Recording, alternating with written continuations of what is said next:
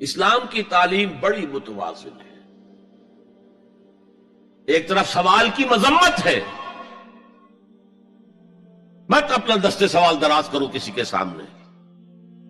جو شخص ہاتھ پھیلاتا ہے مانگنے کے لیے وہ اپنی عزت نفس کو ہتھیلی پر رکھ کر آپ کے سامنے پیش کر رہا ہے،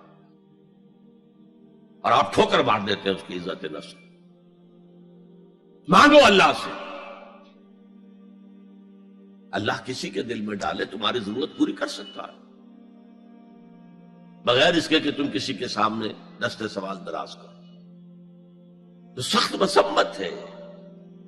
اور خاص طور پر بیگری جو ایک انسٹیٹیوشن بن گیا ہے، ایک پیشہ بن گیا ہے، وہ تو اسلام کی تعلیمات کے منافی ہے. اور جس طرح کی ہم خیرات بانٹتے ہیں، 5 روپے کا نوٹ دے رہے ہیں مانگنے والوں کو مسجدوں کے باہر، سمجھ رہے ہم نے حاتم طائی کی خبر کو لات مار دی، حالانکہ حقیقت میں آپ انسٹیٹیوشن آف بیگری کو سپورٹ کر رہے ہیں.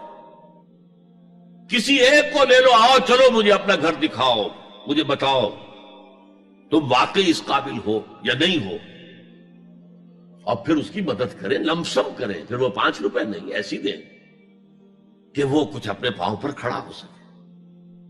میں نے 1 روپیہ نہیں کہا کہ 1 روپیہ تو اب کوئی شے نہیں رہی، لیکن یہ کہ 5 روپے کا نوٹ بھی آپ نے تقسیم کرنے شروع کر دیے، یہ کیا ہے؟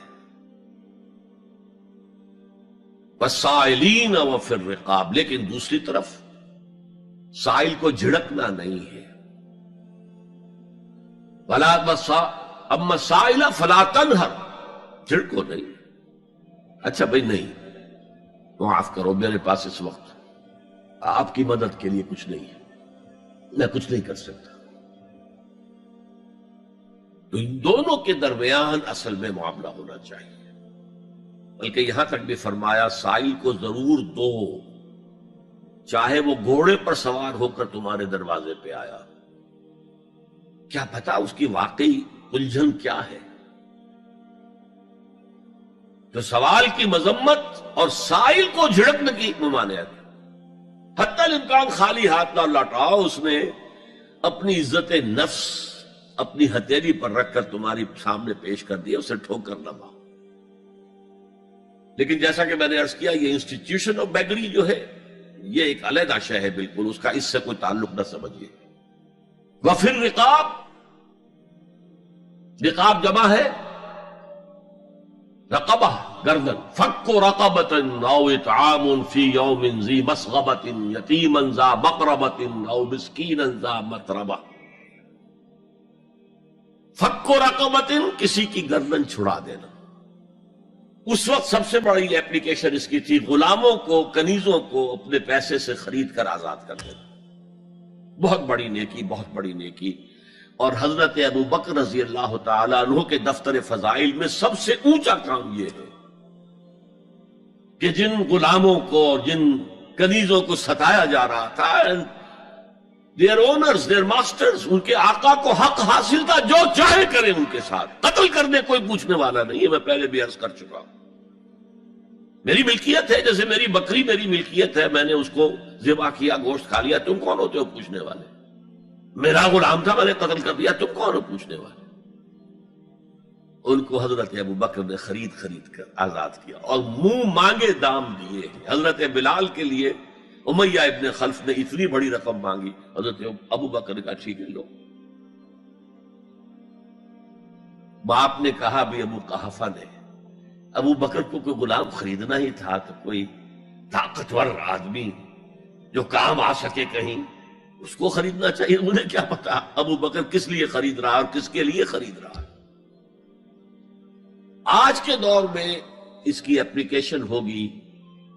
کوئی شخص جو ہے اگر قرض میں اس طرح جکڑا جائے کہ لاکھ ہاتھ پاؤں مارے نکل نہیں سکتا، اس کو کوئی لمپ سم مدد دے کر اس قابل کیا جائے کہ وہ پھر اپنے پاؤں پر کھڑا ہو جائے. یہ نہیں کہ اسے آپ ہر مہینے کچھ رقم دیتے رہے مینٹیننس کے لیے، نہیں. اس سے تو وہ اسی پوزیشن میں رہے گا. یہ بعض مائنورٹی کمیونٹیز کے اندر یہ معاملہ موجود ہے. کوئی بھائی اگر گر گیا ہے کاروبار میں تو اس کی پھر ایسی مدد کی جائے کہ وہ پھر آپ کی صف میں آ کر کھڑا ہو جائے. Respectable members of your community, وہ اس شکل میں پہنچ جائے. یہ بھی فک و رقبۃ اس کی ذیل میں آج کل آئے گا. اب اس کے بعد آیا وَأَقَامَ الصَّلَاةَ وَآتَى الزَّكَاةَ. یہ دو کیا ہیں؟ یہ عبادات کی شکل میں دو ستون ہیں جو ان دو چیزوں کو سپورٹ کرتے ہیں جو اب تک بیان ہوئی ہیں. ایمان کو تازہ رکھنے کے لیے نماز قائم کرو. ہر نماز ایمان کی تجدید ہے. اقیم الصلاۃ لذکری، نماز قائم کرو میری یاد کے لیے. اپنا عہد اللہ کے ساتھ تازہ کرو. ایاک نعبد و ایاک نستعین، اے اللہ ہم تیری ہی بندگی کرتے ہیں اور کرتے رہیں گے، تجھ ہی سے مدد مانگتے ہیں اور مانگتے رہیں گے. اپنے اس عہد بندگی کو تازہ کرو، ایمان کو تازہ کرو. الحمدللہ رب العالمین الرحمن الرحیم. ایمان باللہ تازہ ہوا نا. مالک یوم الدین، ایمان بالآخرہ تازہ ہو گیا. یہ ہے ایمان کو قائم رکھنے کے لیے، نیکی کی اس روح کو برقرار رکھنے کے لیے اللہ تعالی کی طرف سے یہ ستون ہے. الصلاۃ عماد الدین، دین کا ستون ہے یہ نماز. اس بحث میں اس کا مقصد کیا ہے وہ میں نے بیان کر دیا. بعد میں کیوں آ رہا ہے؟ یعنی کہ اصل شے ہے ایمان، اور ایمان کو سپورٹ کرنے والا ستون ہے نماز.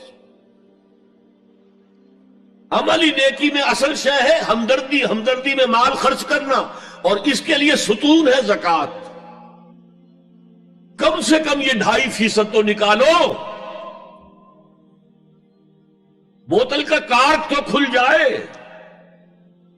پھر اور بھی دو اور بھی دو اور بھی دو. یہ تو obligatory ہے، یہ تو فرض ہے، یہ تو لازم ہے. لیکن مقصد کیا ہے؟ اس کو جو سمجھ لیا بس یہی زکوٰۃ ہی ہمارے ذمے میں ہے، وہ بڑے مغالطے میں. حضور نے فرمایا صلی اللہ علیہ وسلم ان فی المال حقا سوى الزکوٰۃ. اے مسلمانوں یہ نہ سمجھنا کہ بس زکوٰۃ ادا کر دی تو تمہارے مال کا سارا حق ادا ہو گیا. ان فی المال حقا سوى الزکوٰۃ، تمہارے اموال میں حق ہے اللہ کا زکوٰۃ کے علاوہ بھی. اور پھر آپ نے یہ آیت پڑھی وَآتَ الْمَالَ عَلَىٰ حُبِّهِ ذَوِي الْقُرْبَىٰ وَالْيَتَامَىٰ وَالْمَسَاكِينَ وَابْنَ السَّبِيلِ وَالسَّائِلِينَ وَفِي الرِّقَابِ وَأَقَامَ الصَّلَاةَ وَآتَى الزَّكَاةَ. یہاں آتَ الزَّكَاةَ تو ہے ہی ہے، اس سے پہلے جو آ رہا ہے یہ سرپلس ہے، اس سے آگے کی بات ہے، یہ ایڈیشنل ہے. اسی لیے جب انفقوا انفقوا انفقوا انفقوا انفقوا کی جو تکرار ہوتی ہے قرآن مجید میں، تو ایک جگہ پھر سوال کیا صحابہ نے کتنا خرچ کرے حضور؟ فرمایا قل العفو، کہہ دو جو بھی ضرورت سے زائد دے ڈالو. Don't accumulate, don't retain any thing.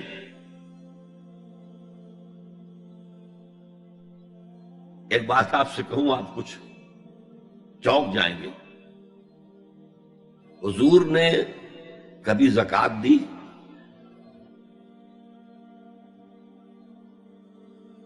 کبھی نصاب کے بقدر پیسہ آپ کے پاس جمع ہوا کہ آپ پر زکوٰۃ واجب ہوتی؟ ایسی عجیب بات ہے.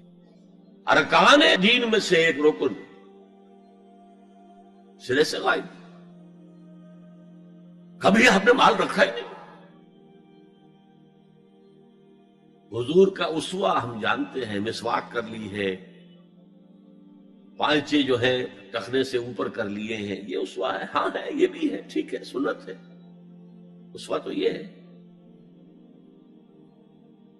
اور صرف آپ کا نہیں، جنہیں ہم کہتے فقراء صحابہ، ابو ہریرہ، ابو ذر، سلمان فارسی، علی رضی اللہ تعالی عنہ اجمعین، یہ فقراء صحابہ میں سے تھے. کبھی کچھ نہیں رکھا اپنے پاس. میں نے بتایا تھا آپ کو شاید کہ حضرت علی کی جب شادی ہو رہی تھی حضرت فاطمہ سے، کوئی مکان تھا ہی نہیں، کہاں لے کے جائے؟ ایک انصاری نے ایک حجرہ دیا ہے اپنے مکان کا، اس میں حضرت فاطمہ ودا ہو کر گئی. He didn't have any home. ابو ذر وہ تو دوسری انتہا کو چلے گئے تھے. قانون یہی ہے، حلال سے کماؤ، اگر ایک حد سے آگے بڑھ جائے تو زکات دے دو، باقی تمہارے اختیار میں ہے، دینا چاہو دو، نہ دینا چاہو رکھو اپنے پاس. قانون اس سے زیادہ آپ کو پابند نہیں کرے گا. کبھی بھی آپ نے جبر نہیں کیا، ایمرجنسی میں بھی جبر نہیں کیا. ایک واقعہ آتا ہے کہ حضور کو کئی وقت کا فاقہ تھا. تھوڑی دیر کے بعد حضرت ابو بکر آئے، آپ نے چہرے سے پہچان لیا کہ فاقے سے. پھر حضرت عمر آئے، پہچان لیا کہ فاقے سے. شاید حضور خود اپنے لیے نہ اٹھتے نہ جاتے، اپنے دونوں ساتھیوں کو لے کر ایک انصاری کے باغ میں پہنچ گئے. انصاری کی عید ہو گئی، فوراً لا کر اس نے کچھ کھجوریں کچھ انگوروں کے گوشے رکھے. اس کے بعد وہ دوڑا چھری لے کر کسی جانور کو ذبح کرنے کے لیے. یہ ساری تفصیلیں میں کیا بتا رہا ہوں. مال یہ نہیں تھا کہ مدینے میں سبھی فاقے سے تھے، موجود تھے جن کے پاس مال تھا، لیکن جبرن آپ نے کسی سے کچھ نہیں لیا. جب وہ چھری لے کر چلا، فرمایا دیکھنا کسی دودھ والے جانور کو نہ ذبح کرنا. بہرحال کچھ دیر کے بعد وہ گوشت پکا کر لایا، روٹیاں رکھی. اس کے بعد حضور نے ایک روٹی پر چند بوٹیاں رکھ کر کہا یہ عائشہ کو دے آؤ، اسے بھی کئی وقت کا فاقہ ہے. اور پھر حضرت عمر کی طرف رخ کر کے کہا عمر یہ ہے وہ نعمتیں جس کا حساب دینا پڑے گا اللہ کے ہاں. وَأَمَّا بِنِعْمَةِ رَبِّكَ فَحَدِّثْ، اور یہ جو فرمایا گیا الہاکم التکاثر میں نعمتوں کا حساب لیا جائے. وَلَا تُسْأَلُنَّ يَوْمَئِذٍ عَنِ النَّعِيمِ، فرمایا یہ نعمتیں ہیں. یہ ہے اصل میں انفاق کا معاملہ، آپ کے اس پر چھوڑ دیا گیا ہے. جتنا بھی آپ میں جذبہ ہے، جتنا بھی آخرت کا یقین ہے، اتنا ہی آپ پسند کریں گے کہ آخرت کے بینک میں جمع کرائیں، یہاں کے بینکوں میں کیوں جمع کرائیں. یہاں کتنا دے دیں گے آپ کو؟ 10%، 20%. وہاں 700% ملتا ہے. 700% نہیں، 7,000، 700 گنا. Why to keep it in these banks؟ حضرت مسیح کا جو پہاڑی کا واس بہت مشہور ہے، سرمن آف دا ماؤنٹ، بڑے پیارے الفاظ ہیں. میں آپ سے اپنا تاثر عرض کیے بغیر نہیں رہ سکتا. جہاں تک مواعظ کا تعلق ہے، جو حضرت مسیح کے مواعظ آئے ہیں ان سے اونچے واعظ کوئی ممکن نہیں. اسی میں یہ جملہ بھی ہے، دیکھو اپنا مال زمین پر جمع نہ کرو، جہاں چوری بھی ہوتی ہے ڈاکہ بھی پڑتا ہے، کیڑا بھی خراب کرتا ہے. آسمان پر جمع کرو جہاں نہ چوری کا اندیشہ، نہ ڈاکے کا خوف، نہ کیڑا خراب کر سکے. اس لیے کہ میں تم سے سچ کہتا ہوں کہ جہاں تمہارا مال ہوگا وہیں تمہارا دل ہوگا. مال یہاں ہوگا تو دل اٹکا ہوا ہوگا، اور فرشتے اس طرح گھسیٹ کر کھینچیں گے آپ کی جان کو جیسے کہ سیخ پر سے کباب کھینچا جاتا ہے. اور اگر دل وہاں لگا ہوا ہے جس کے لاکھوں کروڑوں ڈالر سوئس بینکس میں جمع ہیں، اسے کہا جائے نکل جاؤ پاکستان سے، اسے کوئی تکلیف ہوگی؟ نکل جاؤ فلاں ملک سے، ملک بدل کرتے تو کیا تکلیف؟ میرے بینک کے اندر پیسے ہیں. البتہ جس کا باہر کچھ نہ ہو اسے اگر یہ دی جائے سزا تو اس کی تو جان پر بن جائے گی. رب رب کر دے بڈھے ہو گئے اتے ملا پنڈت سارے، رب دا کھوج کھرا نہ لبا اتے نہ کیتے بئی نظارے.